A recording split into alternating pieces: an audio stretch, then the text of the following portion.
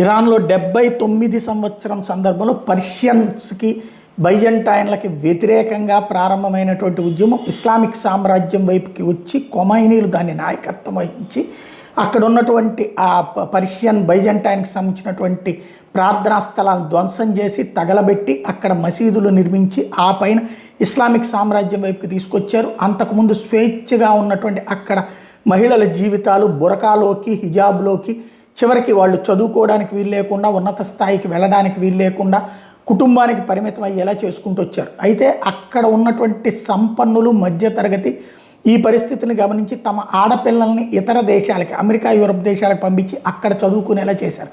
అలా చదువుకుని వచ్చినటువంటి వాళ్ళు ఇరాన్లో స్థిరపడేటటువంటి సందర్భంలో వాళ్ళని ఈ మతపరమైనటువంటి దుస్తులు మతపరమైనటువంటి జీవితం ధరించాలి భరించాలి అంటున్నప్పుడు వ్యతిరేకం ప్రారంభమైంది. అలా వ్యతిరేకించినటువంటి వాళ్ళని అరెస్టులు చేయడం, చిన్నపాటి వెంట్రుక బయటకు వచ్చిన చావచితకబాది మీసామ్ని లాంటి వాళ్ళని చంపినటువంటి ఘటనలతో రెచ్చిపోయినటువంటి వాళ్ళు తిరుగుబాటు చేసడంతో ప్రారంభమైనటువంటి దానికి పహ్లావి నాయకత్వం వహించడం, అమెరికా అండగా నిలబడినటువంటి నేపథ్యంలో జరుగుతున్నటువంటి ఇరాన్లోని ఉద్యమం పతాక స్థాయికి చేరింది.